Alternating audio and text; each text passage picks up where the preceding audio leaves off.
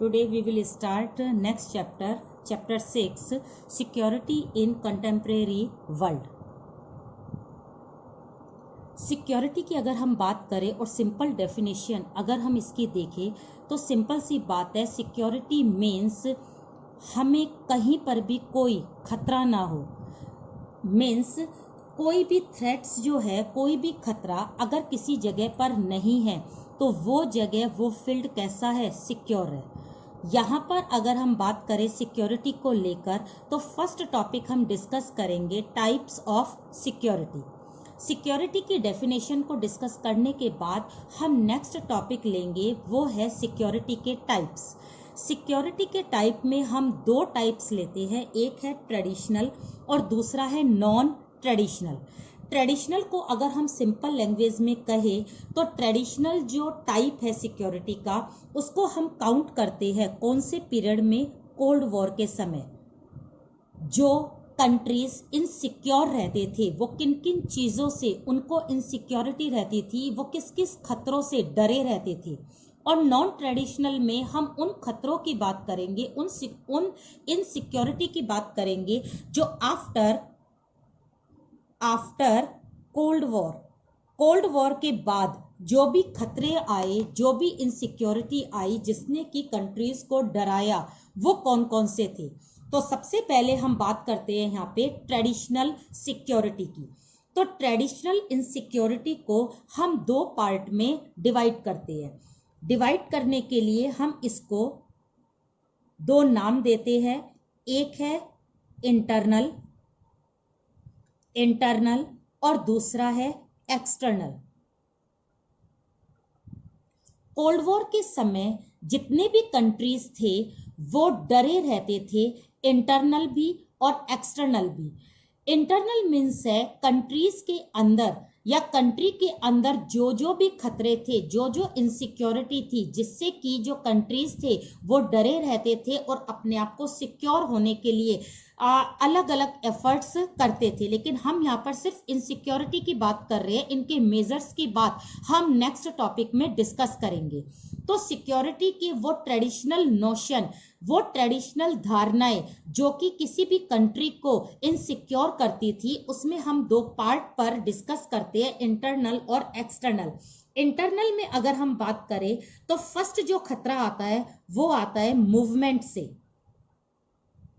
Country के अंदर लगातार यदि मूवमेंट होते थे, कोल्ड वॉर के समय स्ट्रगल होती थी या हड़ताल वगैरह होती थी, उससे कोई भी कंट्री जो उससे रिलेटेड होता था उसमें अपने आप ही क्या आती थी, इनसिक्योरिटी आती थी। नेक्स्ट अगर हम बात करें तो ये है थ्रेट्स फ्रॉम सुपर पावर्स।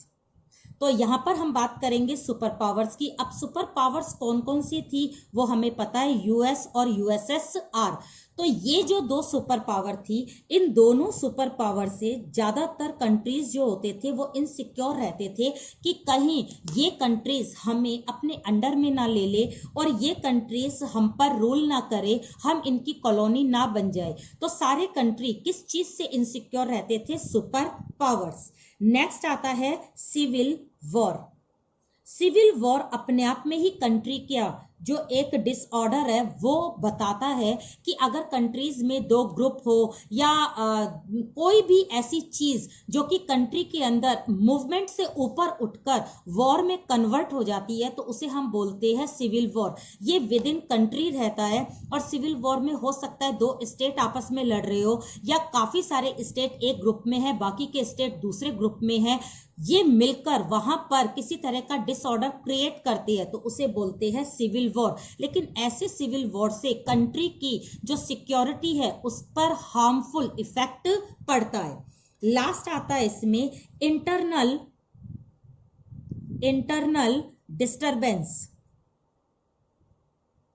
अगर हम इंटरनल डिस्टरबेंस की बात करें तो यहाँ पर दूसरे नेबर कंट्रीज या वहाँ के कोई लीडर्स किसी ग्रुप को बहुत ज़्यादा मोटिवेट करके उसको मिसगाइड करके गवर्नमेंट के अगेंस्ट में कुछ ना कुछ मूवमेंट या डिसऑर्डर करने के लिए भड़काते हैं। तो ऐसे डिस्टरबेंस जो होती है वो कंट्री को एक नेगेटिव इम्पैक्ट देते हैं, कंट्री वीक हो जाता है और वो इनसिक्योर भी होता है। तो कोल्ड वॉर के समय अगर हम पुराने खतरों को देखें तो उसमें सबसे पहले मूवमेंट आता है, सुपर पावर्स का डर आता है, सिविल वॉर होता है, और जो डिसऑर्डर है जो कंट्री के अंदर ही है, ये सारे खतरे कोल्ड वॉर के समय किसी भी कंट्री को इनसिक्योर करते थे। लेकिन ये सारी चीजें कंट्री के अंदर हो रही है, इसलिए हम इसको बोलते हैं इंटरनल। अब हम बात करते हैं एक्सटर्नल की। एक्सटर्नल में अगर बात करें तो कोल्ड वॉर के समय सबसे ज्यादा खतरा जो रहता था वो भी था एनवायरमेंट का। एनवायरमेंट एक बाहर एक डिजास्टर है, ये डिजास्टर कभी भी किसी भी कंट्री में आ सकती है, और इस एनवायरमेंट से जो एक नेशनल सिक्योरिटी है उसमें बहुत ज़्यादा नेगेटिविटी आ जाती है, और इससे कंट्री क्या हो जाता है, इनसिक्योर। अगर हम दूसरा जो इसका एक्सटर्नल इनसिक्योरिटी है अगर हम उसकी बात करें तो वो है वॉर। वॉर बाहर एक कंट्री दूसरे कंट्री के ऊपर अटैक करता है, दोनों कंट्रीज के बीच में जब वॉर होगा तो एक कंट्री सरेंडर करेगा, दूसरा कंट्री डिफेट होगा, या फिर तीसरी कंडीशन ये हो सकती है कि दूसरा कंट्री हारते हुए इतना ज्यादा नुकसान पहुंचाए कि पहले वाला कंट्री जो है वो अपने इस वॉर के बाद जो भी उसका बेनिफिट है, जो भी उसकी जो जीत है, वो उसकी हार में अपने आप कन्वर्ट हो जाए। तो वॉर के अंदर कितनी कंडीशन हुई, 3। फर्स्ट हुई सरेंडर, दूसरा हुआ डिफेट, और तीसरा हुआ raise the cost of war. उस वॉर की कॉस्ट इतनी ज्यादा बढ़ा दो कि जीतने वाला जो देश है वो भी अपने विक्ट्री को एंजॉय ना कर पाए। तीसरी चीज आती है logic of deterrence. Logic of deterrence, यहां पर हम बात करेंगे कि किस तरह से कोल्ड वॉर के समय सारे लोग अपने डिफेंस और अपनी बैलेंस ऑफ पावर को लेकर बहुत ज्यादा इनसिक्योर रहते थे। तो यहां पर दो चीज आएगी, एक तो आएगा डिफेंस और दूसरा आएगा बैलेंस ऑफ पावर। डिफेंस का मतलब है कि अपने कंट्री को बिल्कुल डिफेंड करना, सुरक्षित रखने के लिए हर कंट्री लगातार कुछ ना कुछ एफर्ट्स करता था। दूसरी चीज आती है balance of power. Balance of power में हम बात करेंगे यदि हमारा नेबर कंट्री किसी दूसरे के साथ जुड़ गया तो वो क्या हो गया, पावरफुल हो गया। अब उस कंट्री से खुद को फेस करने के लिए हम भी किसी दूसरे कंट्री के साथ क्या करेंगे, ट्रीटी, जिससे वर्ल्ड में क्या रहे, एक बैलेंस रहे। तो बैलेंसिंग करने के लिए भी क्या करना जरूरी है, लॉजिक ऑफ डिटरेंस करना जरूरी है कि हम किसी भी तरह से उस समय जो भी कंट्री थे वो वॉर को रोकना चाहते थे, और वॉर को रोकने के लिए वो किसका सहारा लेते थे, डिफेंस का ऑफ या फिर बैलेंस ऑफ पावर का। नेक्स्ट आता है फोर्थ, ये है कोएलिशन। कोएलिशन की अगर हम बात करें तो हमने बहुत पहली वीडियो में कुछ मिलिट्री रीजनल अलायंस की बात करी थी, जैसे बात हमने करी थी नाटो की, जैसे हमने बात करी थी सीटो की, या फिर हमने बात करी थी वार्सा पैक्ट की। ये सारे मिलिट्री अलायंसेस है। इस मिलिट्री अलायंसेस से भी कंट्री अपने आप को क्या करते थे, सिक्योर करते थे। अगर कोई कंट्री इनका मेंबर नहीं होता था तो वो अपने आप क्या हो जाता था, इनसिक्योर हो जाता था। तो कुल मिलाकर हमने जो सिक्योरिटी के टाइप्स देखे हैं ट्रेडिशनल के, तो ट्रेडिशनल के टाइप हमें ये बताते हैं कि कोल्ड वॉर के समय जो कंट्रीज थे वो कौन कौन से खतरों से जूझ रहे थे, कौन कौन से खतरों से वो फेस हो रहे थे, कौन कौन से थ्रेट से वो डरे हुए थे। अगर वो अपने कंट्री के अंदर ही खतरों से डरे हुए थे उन्हें हमने इंटरनल कहा। इंटरनल में अगर हम बात करें, फर्स्ट आता है मूवमेंट्स की, दूसरा आता है सुपर पावर की, तीसरा सिविल वॉर से, और फोर्थ था वो अपने ही अंदर इंटरनल डिस्टरबेंस से। अगर हम एक्सटर्नल की बात करें तो कोल्ड वॉर के समय हो सकता था कि उस समय कंट्री इनसे ना डरकर किससे डर रहे थे, एनवायरनमेंट से। दूसरा वो किससे डरते थे, वॉर से। तीसरा वो लॉजिक ऑफ डिटरेंस से डरते थे ताकि वॉर ना हो जाए। वॉर ना हो जाए इसके लिए वो डिफेंस ऑफ और बैलेंस ऑफ पावर का सहारा लेते थे। लास्ट वो करते थे कोएलिशन। कोएलिशन यानी सुपर पावर से मिलकर एक अलायंस बनाना, और ये अलायंस नाटो, सीटो, सेंटो या फिर वार्सा पैक्ट के रूप में भी हो सकती थी ताकि वो क्या हो जाए, सिक्योर हो जाए। तो ये हुआ हमारा ट्रेडिशनल, पूरा ट्रेडिशनल आपका जो टाइप है, ये इस तरह से आप इसको डिफाइन कर सकते हो। इसको एक्सप्लेनेशन जो है हर एक पॉइंट की 2-2 4-4 लाइन आपको लिखनी है, लेकिन चीज को अगर आप समझ गए हो तो लिखने में मुझे नहीं लगता कोई ज्यादा प्रॉब्लम्स होगी। अब हम डिस्कस कर लेते हैं नॉन ट्रेडिशनल का, यानी कोल्ड वॉर अब खत्म हो गया है। कोल्ड वॉर जो है ये 1991 में अपने आप ही डिस्ट्रॉय हो गया था। तो कोल्ड वॉर जैसे ही खत्म हुआ, सारी प्रॉब्लम्स अपने आप ही क्या हो गई है, डिस्ट्रॉय हो गई है। अब नई प्रॉब्लम्स कौन कौन सी है, नए खतरे कौन कौन से हैं, जिससे कि आजकल जो कंट्रीज है वो डरे हुए हैं। तो फर्स्ट हम इसमें बात करते हैं ह्यूमन सिक्योरिटी की।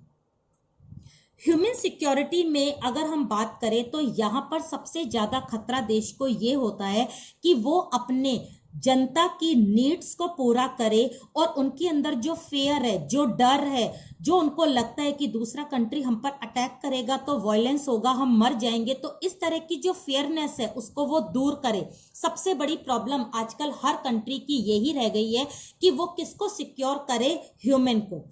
नेक्स्ट आता है सेकंड, ये है ग्लोबल सिक्योरिटी। ग्लोबल सिक्योरिटी में हम मेनली बात किस किस की करते हैं, ग्लोबल वार्मिंग की करते हैं, हम बात किसकी करते हैं, डिजास्टर की बात करते हैं, हम बात किसकी करते हैं, एनवायरनमेंट की करते हैं। ये कुछ ऐसी चीजें हैं कि अगर इसका इम्पैक्ट वर्ल्ड में पड़ा तो इससे क्या हो जाएगा, पूरा ही वर्ल्ड डिस्ट्रॉय हो जाएगा। यहां पर सारे ही कंट्री इनसिक्योर है। किस किस चीज को लेकर इनसिक्योर है, एक तो है एनवायरनमेंट को लेकर, दूसरा वो है डिजास्टर को लेकर, तीसरा वो है ग्लोबल वार्मिंग को लेकर। तो यहां पर ये तीनों ही जो खतरे हैं, ये तीनों ही जो इनसिक्योरिटी है, ये पूरे विश्व के लिए है, इसलिए इसको बोला गया है ग्लोबल इनसिक्योरिटी या ग्लोबल, हम इन सब चीजों से सिक्योर हो जाए। तो यहां पर अगर ग्लोबल वार्मिंग ऐसे ही बढ़ती चली गई तो थाईलैंड जो है वो 50% डूब जाएगा, बांग्लादेश जो है वो 20% डूब जाएगा, और जो मालदीव है वो तो 100% ही डूब जाएगा। तो इस तरह से ये जो इनसिक्योरिटी हर कंट्रीज में अपने आप ही जनरेट हो रही है, इसे हम बोलते हैं ग्लोबल सिक्योरिटी। नेक्स्ट हम करते हैं जो तीसरा खतरा है, वो है न्यू सोर्स ऑफ थ्रेट्स। नए खतरे जो लगातार हमें क्या कर रहे हैं, परेशान कर रहे हैं। आजकल नए खतरे जो इस समय नहीं थे, आजकल जनरेट हुए, उसमें सबसे बड़ा खतरा हम किसको लेकर चलते हैं, टेररिज्म को। आजकल ये खतरा जो है इसको हम नेक्स्ट टॉपिक में पूरा एक्सप्लेन करेंगे। तो यहाँ पर तो सिर्फ इतना बता दें कि जो आतंकवाद है वो किस तरह से कंट्री को इनसिक्योर करता है, उसका हम यहाँ पर क्या करते हैं, डिस्कस करते हैं। नेक्स्ट अगर हम बात करें तो वो है हेल्थ एपिडेमिक्स। हेल्थ एपिडेमिक का मतलब है महामारियां जो लगातार फैलती है, जैसे HIV है, जैसे बर्ड फ्लू है, जैसे सार्स है, इबोला है और कोविड-19 है। इन महामारियों ने पूरे देश को, पूरे वर्ल्ड को झंझोर के रख दिया है। आजकल हमें डर किसी युद्ध का नहीं है, वॉर का नहीं है, सिविल वॉर का नहीं है, बैलेंस ऑफ पावर या फिर नाटो सीटों का नहीं है। आजकल हमें डर किसका है, बीमारी का है, हमें डर किसका है, आतंकवाद का है, या फिर हमें डर किसका है, ह्यूमन राइट्स का है, कि किसी भी कंट्री में हो सकता है कि प्रॉपर राइट्स ना मिले, जैसे कि कहीं पर पॉलिटिकल राइट नहीं मिल रही है, कहीं पर हमें इकोनॉमिक राइट्स नहीं मिल रही है। तो अगर एज अ सिटीजन हम फंडामेंटल राइट्स को एंजॉय नहीं कर रहे हैं तो हम अपने कंट्री में इनसिक्योर है, और इस इनसिक्योरिटी को हटाने का काम कौन करेगा, कंट्री करेगा। और अगर जनता अपने ही राइट्स को एंजॉय नहीं कर रही है तो कंट्री भी क्या हो जाएगी, इनसिक्योर हो जाएगी। तो यहां पर मेनली किसकी सिक्योरिटी की गारंटी चाहिए, ह्यूमन राइट्स की। नेक्स्ट जो हम बात करते हैं फोर्थ, वो है ग्लोबल पॉवर्टी। जो लगातार गरीबी बढ़ रही है और इस गरीबी ने पूरे वर्ल्ड को क्या कर रखा है, परेशान कर रखा है।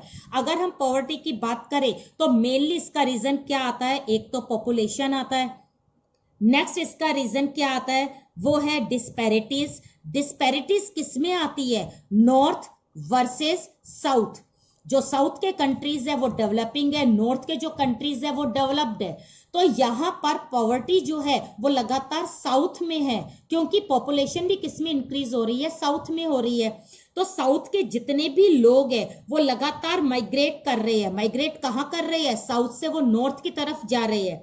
तो जो माइग्रेशन है वो भी दो पार्ट में डिवाइड हो रहा है, और ये माइग्रेशन कौन सा होता है, एक तो इंटरनल। इंटरनल मीन्स अगर हम कंट्री के अंदर ही अपने प्लेस को चेंज करें तो वो इंटरनल है। और यदि आप साउथ के कंट्री से नॉर्थ के कंट्री में जा रहे हो तो ये जो माइग्रेशन हो रहा है, ये माइग्रेशन कैसा हो रहा है, एक्सटर्नल हो रहा है। तो नॉर्थ से, नॉर्थ और साउथ में जो एक कंपैरिजन चल रहा है पॉवर्टी को लेकर, इससे सबसे बड़ी दिक्कत ये होती है कि साउथ में रिसोर्स की कमी होती जा रही है और नॉर्थ में जो पॉपुलेशन है वो भी बढ़ेगी, और वहां पर जो एक तरह से हर चीज में शेयरिंग वगैरह शुरू होती है, उससे भी प्रोटेस्ट वगैरह शुरू होंगे। नेक्स्ट आता है ग्लोबल पॉवर्टी से मेन प्रॉब्लम जो आती है वो आती है रिफ्यूजीज की। रिफ्यूजीज वो होते हैं जो वॉर के लिए या डिजास्टर से या सिविल वॉर से तंग होकर या फिर अपना घर को छोड़कर उन्हें जबरदस्ती फोर्सली दूसरे कंट्री में जाना पड़ता है। तो यहाँ पर हम कह सकते हैं ड्यू टू वॉर या डिजास्टर या सिविल वॉर या एनी मैटर, किसी भी मैटर के थ्रू वो लोग अपने घर बार को छोड़कर दूसरे कंट्री में जाते थे, उसे हम रिफ्यूजीज बोलते हैं। सारे रीजंस किसके होते हैं, रीजन सारे हैं पॉवर्टी के। और हमने माइग्रेशन की बात कर ली है, क्योंकि माइग्रेशन भी लगातार बढ़ता जा रहा है, पॉवर्टी के कारण ही बढ़ता जा रहा है। अगर गरीबी एक कंट्री में बहुत ज्यादा है तो लोग उससे माइग्रेट कर जाते हैं, और ये जो माइग्रेशन है ये इंटरनल भी है और दूसरा एक्सटर्नल भी है। तो इस तरह से जो इनसिक्योरिटी है वो अब बिल्कुल पूरी तरह से बदल गई है। कोल्ड वॉर के समय कंट्रीज इन सारे खतरों से अपने आप को बचाते थे, लेकिन कोल्ड वॉर के बाद अब कंट्री के सामने जो खतरे हैं, जो थ्रेट्स है, जो डेंजर्स है, जो इनसिक्योरिटी है, वो बिल्कुल बदल गए हैं। आजकल जो लोग हैं, जो कंट्रीज है, वो अपनी गवर्नमेंट के बारे में नहीं सोचते, वो ह्यूमन के बारे में सोचते हैं। आजकल हम अकेले कंट्री के बारे में नहीं सोचते, आजकल हम ग्लोब यानी पूरे वर्ल्ड के बारे में सोचते हैं, क्योंकि खतरे कैसे हो गए हैं, एनवायरमेंट, डिजास्टर और ग्लोबल वार्मिंग को लेकर हो गए हैं।